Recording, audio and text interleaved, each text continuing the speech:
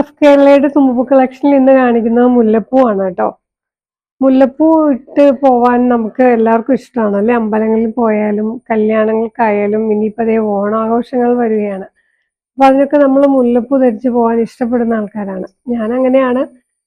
ഞാൻ മുല്ലപ്പൂ ധരിച്ചിട്ടുണ്ടെങ്കിൽ 1 മണിക്കൂറിന് മുമ്പേ അതെല്ലാം വാടി അപ്പടി മോശമാവും. അപ്പൊ തന്നെ ഞാൻ അത് എടുത്ത് കളയും.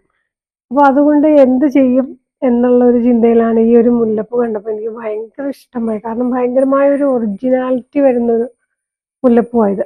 കണ്ടോ? ഇത് തലയിൽ ചൂടിയാലും ഒറിജിനൽ മുല്ലപ്പൂ അല്ലെന്ന് ആരും പറയില്ല. അതുപോലത്തെ ഒരു മുല്ലപ്പൂ ആണിത്.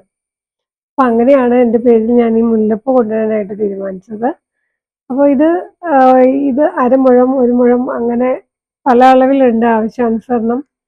അതിന് ഇച്ചിരി റേറ്റ് ഉണ്ട്. അതായത് നമുക്ക് എല്ലാ വർഷവും എന്ത് പരിപാടി വന്നാലും ഉപയോഗിക്കാൻ പറ്റുന്നൊരു ഇതാണ്. മുല്ലപ്പൂവിന് ഇപ്പൊ നല്ല വിലയാണ്. ഓണാഘോഷങ്ങൾ വരുമ്പോഴത്തേക്കും നല്ല റേറ്റാണ്. 1 മുഴത്തിന് തന്നെ നല്ല റേറ്റാണ് വരുന്നത്. അപ്പൊ ഇത് നമുക്ക് എപ്പോഴും ഉപയോഗിക്കാൻ പറ്റുന്ന ഒരു ഇതാണ്. ഇതിപ്പോ അരമുഴമാണ് വന്നിരിക്കുന്നത്.